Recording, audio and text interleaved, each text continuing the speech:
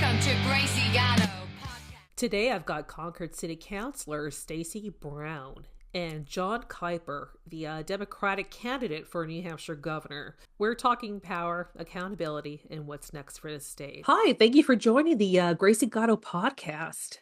This is Stacey Brown. She's the city councilor of Ward 5 in Concord. Say hello. Hi, Gracie. Thank you for joining me. We're having coffee talk. Yes, I do. Yes, I do. Okay, so thank you for joining me today. For those who don't know you, is Stacey Brown, like outside of politics? I'm a mom, and I'm one of 6 kids in my family. I'm No way. kind of a flinty granite stater. I like to get out. I like hiking. I like the outdoors. Yeah. Who can't? I mean, I'm not even really an outdoorsy girl, but like since I've been here, it's like, oh, look at trees, look at bushes, and oh It's my good gosh, for you. the It's good for you. birds are different colors here. All we get are pigeons from LA. They're all gray pigeons. Okay, so what made you run for office in the first place? Like, what were you trying to change? Like, So I what was the had been catalyst? watching city council for about 2 years. My Mhm. daughter was 9, and she wanted to change the ordinance so that we could have chickens. And, for about 2 years, she was attending meetings and I was taking her there, and I was just watching what city council was doing. And Yeah. when I found out that my city councilor wasn't running, I was like, okay, I'd like Yeah. to step in. I've seen what they've been doing, what they talk about. Mhm. I'd like to be at the table. I'd like to be making decisions. Mhm. And what made when did you realize, oh, Concord politics isn't what I thought it was going to be? Like, when did that moment happen for you? I think it was when, well, I had been in the military. Mhm. So, I'm familiar with working with people from different backgrounds, different political focuses. So, I did not expect that we were all going to be friends, but I thought that we were all focused on taking care of taxpayers. So when other counselors were not interested in talking about taxpayer dollars, like following where the money's going, Mhm. that's when I thought, this is a little bit different. Like, Yeah. what? Yeah. So let's Mhm. get into that. So you had a little bit of a problem back in December. There was some ruckus happening at the city councilors meeting. And Yeah. mind you, for the audience, that these things are boring as heck, right? Like, you just bring a pillow and a blanket. You could just zone out, find your zen. But like some real stuff went down. So tell us all about it. Yeah, so I had been following these capital reserve accounts. Okay. Money's tight. So you got to Yeah. look at our saving, using your savings wisely, watching your spending. And I went through some more training just so I could ask better questions and understand how my policy decisions are reflected in someone's tax bill, Right. so that I could make better decisions as well. So I was looking at strange withdrawals around these capital reserve accounts. And from the trainings I received, I learned that these reserve accounts are for a specific purpose. It's like a specific savings account that you move taxpayer dollars in. And the governing body, the city council, has to approve withdrawals. And then it gets the next control is the trustees of the trust funds. Mm-hmm. They then make sure that the withdrawal matches the purpose of the account before they release the funds. Mm-hmm. So I was seeing withdrawals that I hadn't approved. And I didn't remember approving. And I had attended a trustees meeting and I asked them, aren't you going to verify withdrawals? And one of the trustees said, we've never done that. And I was like, oh, this is curious. And then at the December council meeting, I asked, we received this report. So there's an annual report that goes to the Department of Revenue Administration called an MS-9 that reflects the full year of additions and withdrawals from investments and these capital reserves. And what's that called again? It's called an MS-9. Okay. Yep. And it includes investments and capital reserves. That's good for our audience to know so they can investigate their own elected officials. Yes. Absolutely. And you can find the Trustees of Trust Funds handbook on the DOJ website. And that's really important. And I also found out that our trustees of trust funds have received no training, even though Ooh. there's lots of training available. So I was like, Mm. oh, this is curious because from reading that trustees handbook, they're guilty of a misdemeanor if money is withdrawn and it's not for the purpose that it was put in there. So just some questions, and I'm like, and I was really surprised that the counselors who've been on the longest and who are on the Fiscal Policy Advisory Committee weren't interested in talking about it. So I was like, "Ooh, what's going on?" And in Ooh. December, I asked, because the report that was going to the Department of Revenue Administration was late, and I was asking about that, and I wanted to ask about withdrawals that were listed. Yeah. And the mayor, I asked one question, and then the mayor kind of sent the treasurer, tax collector, and finance director away, and another at-large counselor, Amanda Grady Sexton, interrupted to say, "Accept the report." And another Ah, counselor seconded it, and all of a sudden there was a vote, aye, and the mayor says, "Moving on." And I'm like, whoa, I have two more, and I kept saying, "I have two more questions. I have two more questions." right. And the mayor was like, "We're moving on." And I said, 100,000 was withdrawn from this account. I want to know why. And he said, "We're moving on." And I was like, Ooh. what is happening? This doesn't Now, make sense. was that a recorded video? Yes. You know what? Yes. I'm gonna grab that. Thank you so much. Nice to meet you. Your Honor, I have two more questions. To approve the item. I have two more a motion to questions. approve. Do I have a second? Moved and seconded. All in favor, please. Your signify Honor, by I have saying two more aye. questions Aye. about this item. Aye. All right. Your Honor, I had That two takes more us to questions. item 25. Thank you, Counselor. I was not done, Your Honor. I had two more questions about this. We've approved it, Counselor. Your Honor, I was in the middle of asking a question about this. 100,000 came out of the Recreation Reserve between July 1st and October 31st. I would like to know where that went. We're moving on, Counselor. Thank you. Those are Madam taxpayer City- dollars. Madam City Clerk, item 25. Item 25 was pulled. Yep. That was really surprising Mhm. because, there are a number of counselors who are on the Fiscal Policy Advisory Committee that I thought they would want to know too. And I had a conversation with Counselor Grady Sexton afterwards, and I asked her, "Why did you interrupt me?" Let's call her, for the sake of time, let's just call her AGS from now on. Okay, Because it's so AGS. obnoxious for three names. So I asked AGS. I asked her, "Why'd you interrupt me?" Yeah. And she said, "Oh, well, you needed to make a motion." And I pointed out, no, I didn't, because a consent agenda item, when you pull it, it means you want to talk about it. You have more questions, or you want the public to be aware. And I felt like it was important that the public was aware there were withdrawals from these taxpayer funds, and that we needed answers. So Right. she said she would help. I said, I want to know, there were other withdrawals that I didn't remember approving at all. And she said, "Oh yeah, okay, yeah, well, I'll help look into it." That didn't happen. And then after that meeting, I had asked to be on the Fiscal Policy Advisory Committee meeting. And not only was I not put on that committee, I was yanked off almost all my other committees. Wow, I felt like, why am I being punished? This is like mean weird. girl behavior. Yeah. Like, So I was pulled off energy and environment, parking, community development, and transportation policy. So I'm like, in New Hampshire's Regina George strikes again. Okay. it was just strange. And then at our orientation, the city manager in January said, "Okay, all counselors, please talk to department heads when you have questions." He said, "But you, Counselor Brown, you're only talking to me." And I was like, okay, well, maybe this means I'm going to get all my questions answered. Okay. And no, Nope. nope. It's just harder now. And I was like, that's really strange. Yeah. And then in January, our January meeting, we were changing these reserve accounts. So the reserve accounts, they're governed. You have to be very specific about why you're creating them. Right. So they were changing the description of these reserve accounts. So they were very broad. So the one account I'd been watching, the recreation reserve, was for a specific building. And it even had a specific project number 443.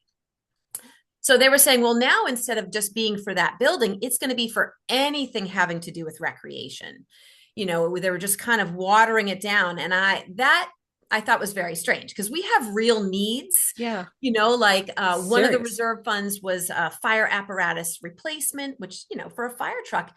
And instead of putting money into that reserve fund for a fire truck, Mhm. we put $3.5 million into this recreation reserve. And there's only 749,000 in it now. And I can't tell if any of it has gone towards that specific project. So that's what I'm trying to find. Like, where did the money go? And in fact, we bonded a fire truck for 1.8 million. Mhm. And when we could have been saving money into this reserve account. And as a result, we're going to be paying another 400,000 in interest.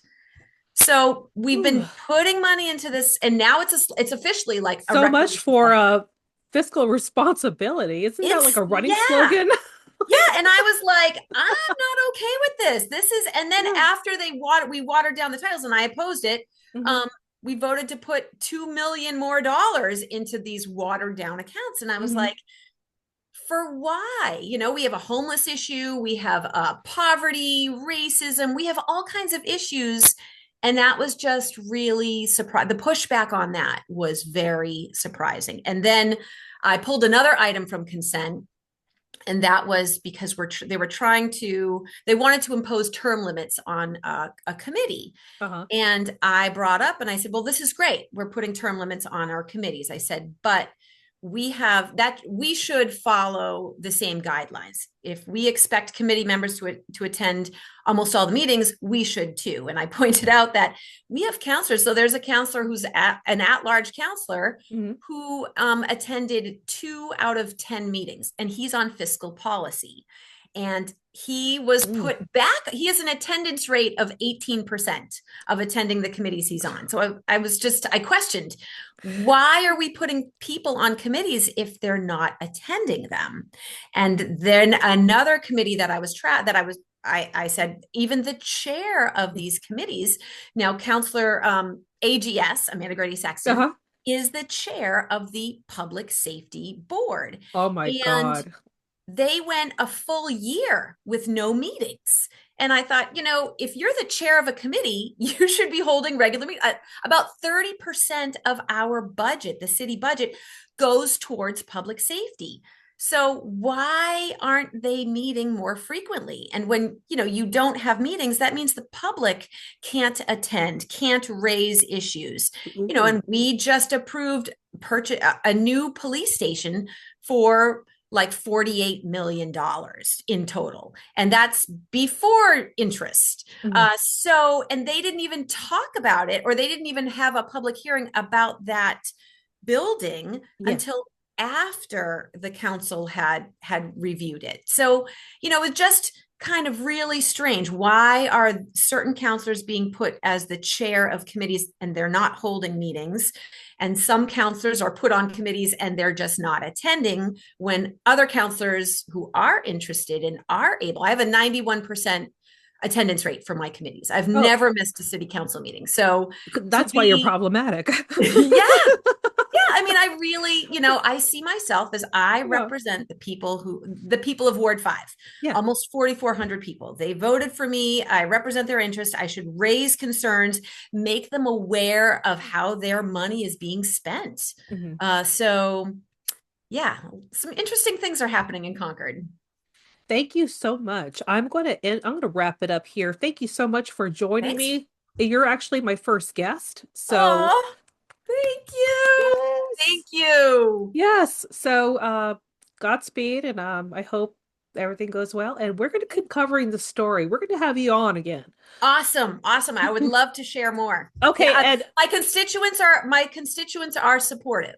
So that's great. They like that I'm asking these questions. That's awesome. And this comes from the rock and roll DJ in me. Who is your favorite band right now that you're listening to? Oh man. Oh gosh. I can't.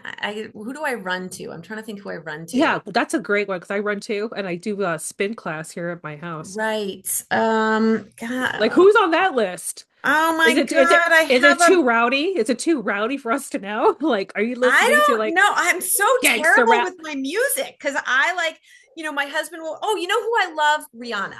I love Rihanna. Rihanna. Yeah. She, I think is it Umbrella where she's talking about, making an oath and standing by it. And I was like, yeah. So I'm running and I'm listening. I'm like, yes, yes, that's my Rock yeah. on. All right. Talk to you later. Thank you, Thanks. Stacey. Bye-bye. Bye. And next up, we have John Kiper. Hello, hello. Welcome to the Gracie Gato podcast. We have John Kiper in studio. Hello. Hi, how are you? Doing great. How are you? I'm good. All right, John. So we got to ask the question. Okay, John Kiper, welcome. And before we get into politics, we're doing the human question check first, just to make sure you got a bleeding pulse. Because we never know what you're going to get in New Hampshire. That's Uh, fair. because I need to know what I'm dealing with or who we are dealing with in this state. So, how are you doing, like, actually?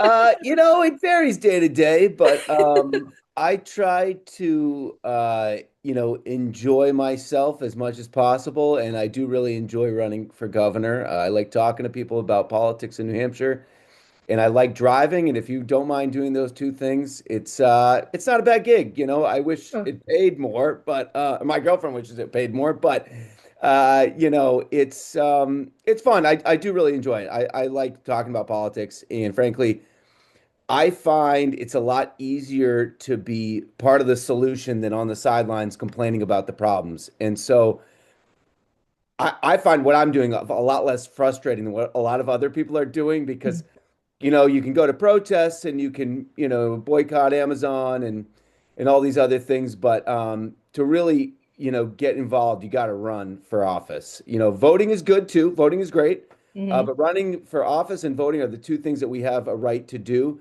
And I would encourage more people to do it. I was on the town council before I ran for governor, and I had a lot of, uh, you know, affected some change there that was positive. And Mhm. so there's a lot to be said for getting involved in politics, even if you're not going to win, just to move the conversation along, to hold people accountable. And that's really, what my motivation is. Now, when you're not being John Kuiper on the internet, what do you enjoy doing on a normal day? I like hanging out with my son. He's 9. We play music together. We got a little band. He plays the drums. I play the guitar. What do you I guys go play? a lot of rock and roll, kind of gritty Yeah. indie rock, I guess. I don't know. I That's don't even all. know the genres anymore. Yeah, they're all kind of meshed together. They're all lumped into rock and roll now. So Yeah, it is what it is. So who is your favorite rock band of all time? Like, what's on John Kuiper's playlist? you know, I listen to a lot of Radiohead. I love Pink Floyd. I wish classic rock had not killed Pink Floyd by playing it literally every hour. It seems I know. like, you know what I mean? What's I had to not listen to some of their music for a little while just to like enjoy it again, if you know what I mean. Yeah, I had to go like on a 20-year break before I could enjoy Nirvana again. Yeah, Yeah, totally, totally. I it mean, was just like, I love Nirvana Unplugged. It's kind of funny because I have a hard time listening to some of their every once in a while I'll put on the headphones and just like listen to Nevermind or something to like really just get the 90s nostalgia kick. yeah, yeah. But it's so funny. My son is obsessed with putting on music while he's showering, and it's usually Green Day, but I had him listen to Nirvana Unplugged the other couple weeks ago, and he came out of the shower and he was like, "That was terrible, Dad. That was terrible." I was like, Gasp! "You're not ready. You're too young. You're You're not ready." how old He's was he? 12? he's a 9. 9. 9. Yeah, they always tell you the truth at 9 though. I know. I know. Yeah. I don't ask my son, anything about, do I look fat today? No, just don't No, ask. Just no, don't no. ask. Yeah. Yeah. Okay, so last question. What is your Dunkin' order? Go. You know what? I'm kind of over Dunkin' Donuts. I usually go to a local cafe called Crack Skills when I'm getting coffee. if I have to go to Dunkin' Donuts, honestly, I'm a pretty big fan of just like a medium black hazelnut. I don't love their iced coffee. It's kind of bitter. It's funny. I don't know. I drank Dunkin' Donuts for years, and then at one point I was in there and I was like, I don't love this coffee. I like my local cafe a lot better. I do not. I do occasionally go in for a good breakfast sandwich. I'll tell you that. I frequently do that when I'm on the road. Yes. Okay, so I got to ask the question that's just sitting in the room like a wet boot by the door, you know what I'm saying? Sure. So, your own party isn't rocking with you. Now, what's going on with that? What's going on with that? So I think people need to know like a little bit of history. Mhm, That being when I ran in 2024. For governor. So this is my second run. People should know mhm, that. That's important. mhm, I was telling people things they didn't want to hear. The first thing that I started telling people was, "Hey, Joe Biden is too old to be running for president again." mhm. I was interviewed after the debate, that terrible debate on WMUR, and I said, I think he can't last another 4 years. Like we got to do something. Yeah. And the party, it was so funny. The next event I was at, the chairman, Ray Buckley, said, all these bedwetters who think, Joe Biden's too old need to shut up or whatever. And this one woman said, suck it up, Buttercup. I forget who it was that said it. Someone affiliated with the party said that, Joe Biden's a candidate and whatever. And I'm Ooh. like, hey, I'm just kind of calling him like I see him. I'm not going to lie to people and say like the president is in good shape right now. And so they didn't like that. And then, of course, they all got on board once he dropped out. Mhm. And then the other thing that they really did not like was during the WMUR debate, I said straight up, Joyce Craig is going to lose to Kelly Ayotte because of homelessness in Manchester, and Cindy Warmington is going to lose because of her role working as a lobbyist for Purdue Pharma, maker of OxyContin.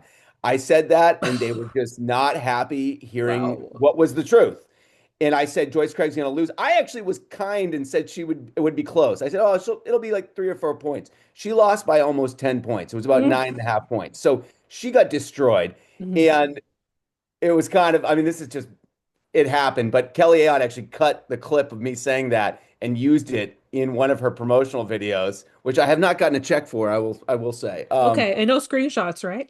Yeah. So they didn't like, that. And then, I mean, and then the other thing is in February, Mhm, I was talking to my friend Karishma Manzoora, who's running for Senate, mhm. and she had gotten on the Democratic committee, the Rules Committee, Oh, okay. and she said, hey, you should run for some position in the party. You just ran for governor, and you did pretty well for how much money you spent, and Mhm. she was like, you should run for like vice chair or something like that. And I said, well, who's running against Ray? Because I was assuming he was going to retire after that abysmal, Mm. performance. And she said, oh, well, no one's running against Ray. And I said, well, that's a little ridiculous. Like, none of you guys are going to run against him. Like, there's no one in the entire party that has a problem with what's going on right now, with our losing for the last decade plus under Yeah. his, leadership. And I said, no, that's not going to happen. So I said, I will run for chair. And at the time, I didn't think anyone else was running, like I said. So Mm. we had some Zoom meetings, and I just said what everyone was thinking out loud. I just laid into Ray hardcore. Whoops. Literally, Whoops. like, What'd you I tell didn't him? even know it at the time, but I guess, Just so you afraid. know, audience, he's talking about New Hampshire Democratic Chairman Ray Buckley. Yeah. So So, I didn't even realize it at the time, but I was really heated, and literally people that were in, so it was like 100 or so people in this Zoom meeting, and people mhm. afterwards were like, dude, you were like screaming into the computer. And I was like, this is my level of frustration, folks. If you're not screaming into your computer, I don't know what to tell you about politics Right. in New Hampshire. Like, I do not understand that when people are like, oh, I don't know why you're so upset. I'm like, look around, guys. We're getting screwed here. So after that, and then what ended up happening was another guy named Matt Stover, who also didn't realize I was running. He ran as well, and he had been a chair of one of the committees, and so he had a little bit more like connection with the party than I did. Hmm. And so I said, "Hey, I think Matt's got a better resume for this job." And to be frank, I didn't really want the job. I mean, I was going to do it, but I just didn't think Ray should have it, and I wanted to have this again accountability, have Yeah. this conversation about what had gone wrong, in hopes that we could do What something is right. going on? Ray Buckley had blocked me on X, and now I'm back on again. I don't know what's going on with that dude. Hey Ray, what It, happened? Did we break up? yeah, And it kind of I, made me feel like a one night stand who was just like, uh, what? And it yeah. should be a political party shouldn't feel that way. So, do you feel like you're running with the Democratic Party or you're running against the Democratic Party? It definitely feels like I'm running against the establishment and the Republicans. And I will say one thing, when I was running as an independent, Mhm. I I realized that one of the big things that the Democratic Party has to offer is just the infrastructure of town and county meetings. So there's some group of people meeting every month all over New Hampshire. Yeah. And that just does not exist on the independent side. There is no groups of independent voters getting together. So I was like, my argument is with the DNC and the NHDP. It's not with the rank and file Democrats. Like they're good people that Right, want to right. The support good voters, we're not candidates. talking, when we say Democrats, we're not saying all Democrats across the board. We're talking about Democratic leadership in New Hampshire, Yes, period. very specific group of Very people, like specific like group like that, 12 or so people, like not a lot of people we're talking about. So the rank and file Democrats are great people and they want good candidates to fight for. And the mhm, party kind of keeps giving them bad candidates, and they're fighting for those people just as hard because they're loyal to the party. like Chris Um, Pappas.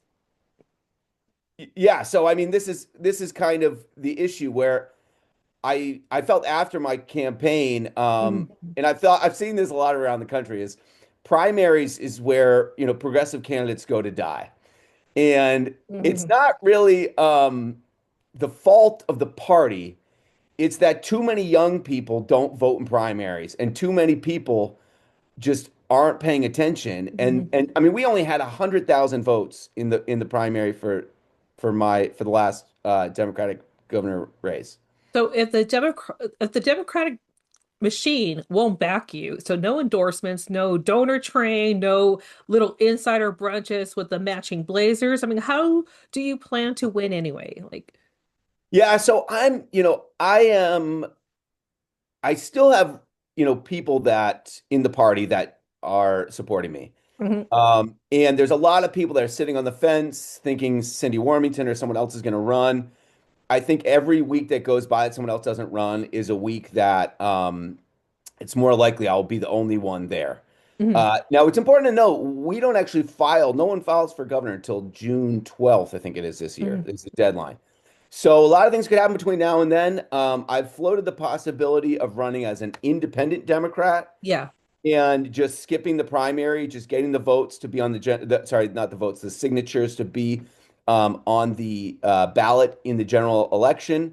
But frankly, let's be honest, it's a two-party system. You got to pick a team. It sucks. It sucks. And I wish that I could change that, and I would love to be part of that. But to me, it's just a calculation of, which scenario is the most likely where I end up governor. Mhm. And so that calculation changes literally week to week for me. And we're constantly sort of asking ourselves, is this, and at a certain point, a couple days ago, I was doing the math just kind of all the things that had happened since I became a Democrat. I was kind of doing the math, the pros and cons, and I was like, it's not that they're just not supporting me, they're actively trying to sabotage my campaign, which That's messed up. is like, I don't get it. They have no other candidate. They I can't find a candidate. Like, I feel like oh, I am the child of divorced parents between the Republicans and the a Democrats. 100%. It's Yes. like mom, dad, stop fighting. Well, and So, there's this attitude like from both sides, and it's like, hey, from the Republicans, it's like, hey, what are you going to do? Like, leave us and go join those purple-headed freaks in the Democratic Party? And the Democrats are like, what are you going to do? Leave us and join those neo-Nazis on the other side? And it's like you're, I feel like like we're in an abusive relationship that we can't get out of. it's very And toxic. And it is. yeah. So can you, what is your plan to build a real campaign without the without the gatekeepers? Like, what is the blueprint? It's definitely been done before. Mhm. I think, and this is a conversation I've had with people that are running for Senate. I believe it was Carol Shea Porter, who was one of our congressional representatives. she was an outsider that was not blessed by the party. So it has been done in recent years. It's definitely harder, but it's not impossible. And the thing about it that's kind of cracks me up is all of this is proof to me, to the independent voters, that I'm the guy. You know You what I are mean? the guy. They You they are the reject, like, guy. the fact the Democratic establishment is rejecting me is, to me, great. That's great. You know, Yeah. it shows that I'm not part of this machine, that I'm not beholden to them, and that's why they don't like me, because I frankly think they don't like hearing the phrase tax the rich. I think that scares them. I think they're afraid it's going to scare their donors. And I think that's really the big issue, although they try to make it seem like it's these other things.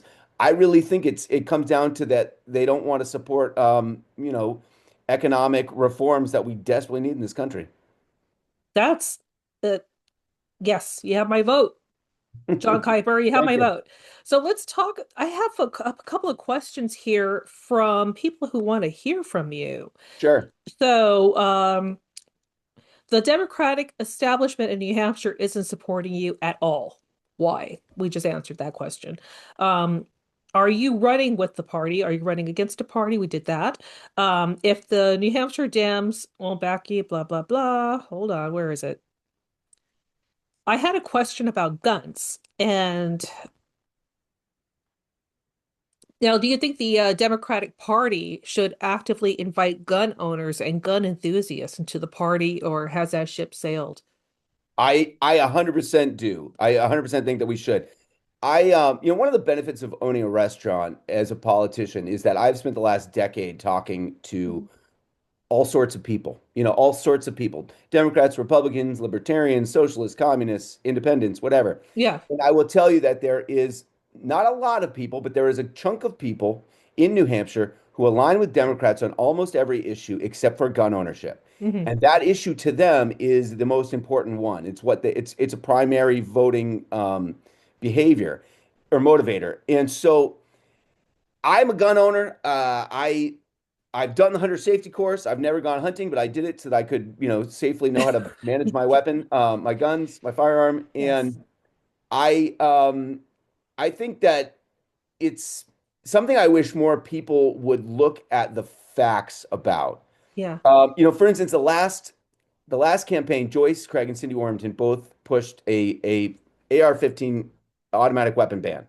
Okay. Now, this was politically just not a well-informed decision. And they did it Mm. because of funding that they got. At least that's what I'm guessing. And the reason why it was a poor decision is New Hampshire's Senate map is very gerrymandered for the Republican sake. So there's no world in which you're going to get any sort of gun ban past the Senate. And by advocating for something that you can't get done, all you're doing is losing independent voters.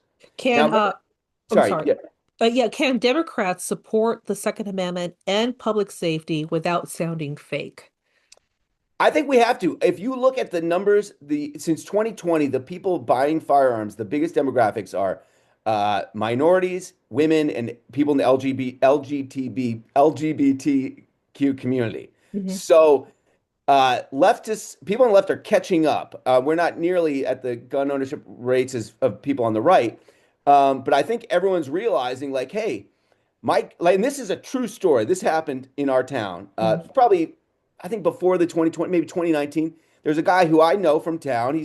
I've sat next to him at the bar, and on our town Facebook page, he was saying, something to the extent of, like, we're not going to do violence unless the Democrats try to institute socialism. Mm. And I'm like, man, I know you. Like, what are you talking about? Like, this is Right? crazy. Yeah, And it's like the crazy idea town. that you would want to disarm now, like, is to me madness. And I think statistically, people need to look at some facts. The But what? vast majority of gun violence is handguns. Mhm. So banning AR-15s is actually going to make almost zero impact on gun violence statistics. Mhm. And I think that's just an important fact for people to know. Where's your red line? What gun restrictions would you refuse to support, even if your party leaders pushed it? It would really depend on the bill. It would really depend on the bill. It's hard to say without looking at, yeah, the actual wording and the impacts. I do understand the concerns, for sure. Yeah.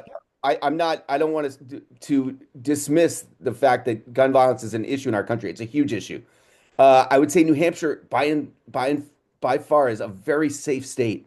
We Hmm. just do not have the issues that they have in some other places, and frankly, a lot of our gun laws work really well. I had a relative who went to a gun shop Hmm. to buy a gun, and he was not mentally well, and they refused to sell him the weapon. Hmm. Which I found very reassuring. Hmm. That said, I've heard stories of other people that probably should not own firearms that are owning them, who are, Hmm. maybe not in a mental state to have that. Right. But this is a thing that I thought of many years ago, and this is what we have to be careful of, is when we start creating red flag laws, we need to be very careful that administration like the Trump administration doesn't Right. say, "Hey, being a Democrat is a mental illness, and we're going to take their guns." Well, TDS is a real thing, but it can go the other way too, like Yeah, the other way. totally. Yeah, So, agreed. okay, so let's take it back a bit, and I've noticed your online presence is intense. Like you are on it. You're on your social media. So if you become governor, do you change, well, if you become governor, do you change your tone, or do you think your style is part of the leadership? Like, are you Hmm. still gonna be a like if you become governor, if Yeah, you yeah. I think that the important part of social media is one, it's free. Hmm. Two, it's where the people are Yes. at, especially the young people. Yes. Um, so I will continue to use my social media platform to highlight issues in the legislature that I think people need to know about. The governor in New Hampshire doesn't have a ton of power. People don't realize this, but we have the weakest governor in the country, I've been told, in terms of power. Hmm. But one place that the governor has, strength is just the bully pulpit and being able to bring issues to the forefront of the discussion. And I Gotcha. will do that through social media and through the regular, legacy media by just highlighting legislation that I want to get passed, and highlighting legislation that I plan on vetoing, and when we need support from the public, trying to get people involved at a higher level. Okay, and how do you take criticism without escalating or retaliating? Oh, it's so hard. It's really hard. I I uh I have a very hard time sometimes Mhm. not responding the way that I want to respond. I've been trying to get better at it. I still occasionally will give a snide reply to someone on social media. I try not to because everyone's a potential voter. Yeah, Um, exactly. but it is really hard, especially like when I mean one of the things that drives me absolutely nuts, it happens like at least once a week. I'll put out a video saying something very basic like, "Hey, tax the rich to pay for housing and education." And Hmm. someone will come in the comments and go, "Well, you didn't talk about what your policies are. Like, what are you talking about? Well, I don't know anything about you." And it's like, I have hundreds of videos on here. I have a podcast. There are so many. I have a website. If you just did Go two to the minutes, link. Go to the I know. link. If you spend 2 minutes of doing work, we wouldn't have to have this conversation. What's the And it's just Reader's like, Digest version of what you're for? me? All right. So I think that the biggest issue in our country and in our state is inequality. And it's Hmm. literally ripping our country apart. It's destroying the middle class. It's destabilizing the country. And the only way to solve that is to tax the rich and to use that money to fund education and housing. And in a practical way, if we did that in New Hampshire, it would lower property taxes as well. Okay, in 4 years, what do you want New Hampshire to feel like for regular people? So it's going to be really hard to Hmm. bring down housing costs. We need to build a lot of housing units, and we need cooperation from the federal government that we may not get. But my goal is by the end of my first term, I think the lowest hanging fruit that we will definitely pursue will be legalizing cannabis, using the revenue from that to build affordable housing through a affordable housing loan fund. That's really, I think, something that we have to do. I would like to see more. How can we work with nonprofits to build more cooperative housing? More ADUs, accessory dwelling units, that Yes. will expand housing. How can we, you know, just get the housing that we need in the places that we need it and the type of housing that people want. Right. There's a lot of formulas out there, and we just got to see what's going to work in each community. New Hampshire has a strong tradition of local control that we have to respect.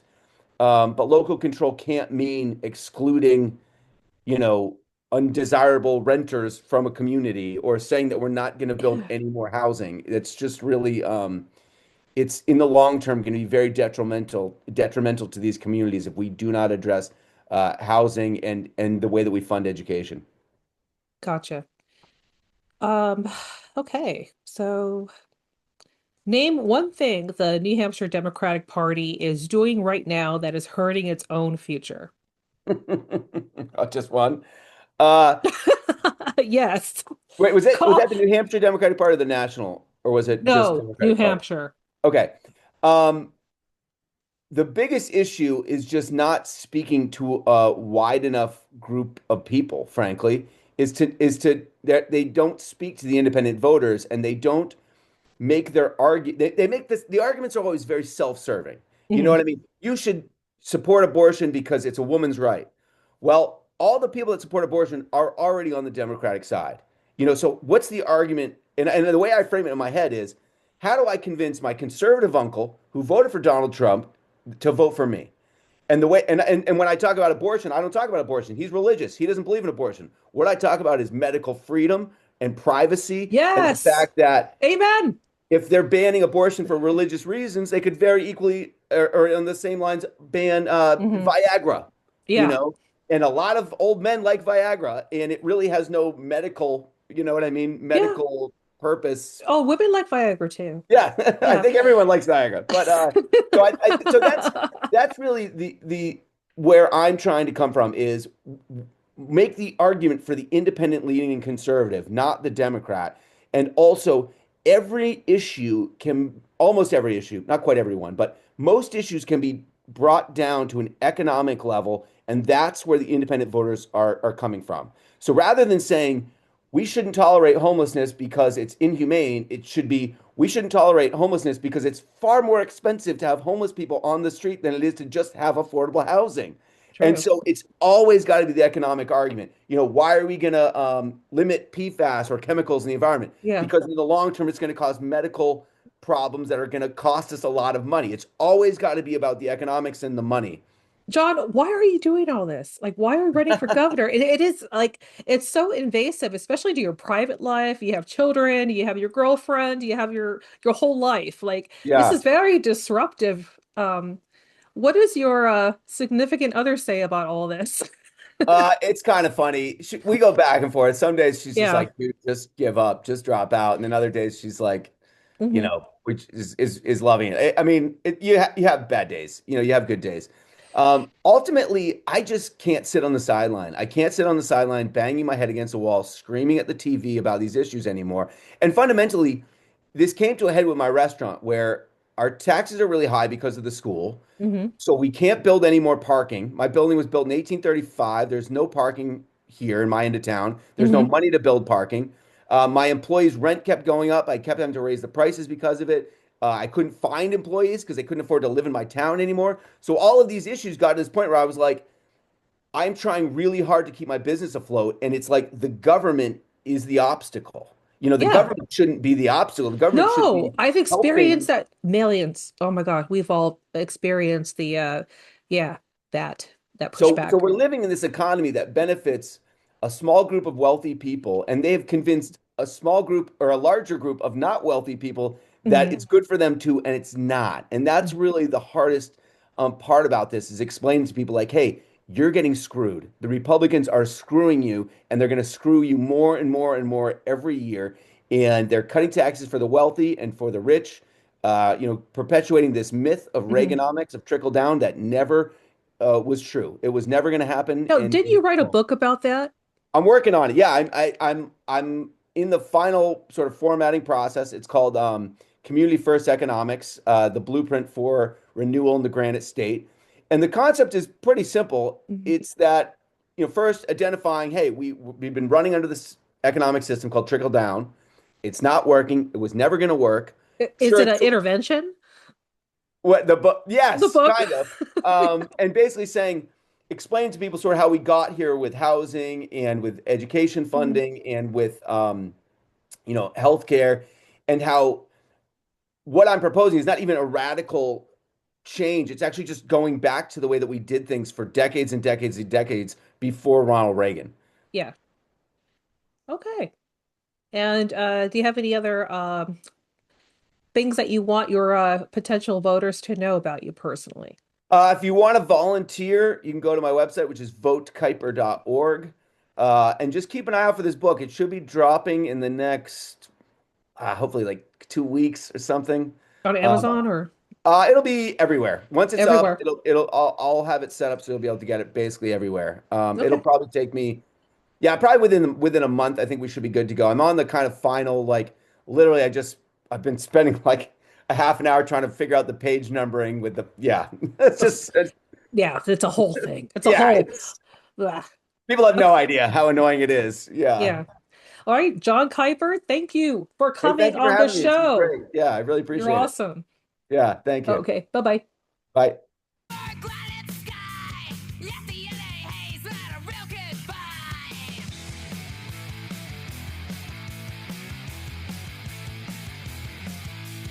Signed on the dotted line of Battletron. You wanna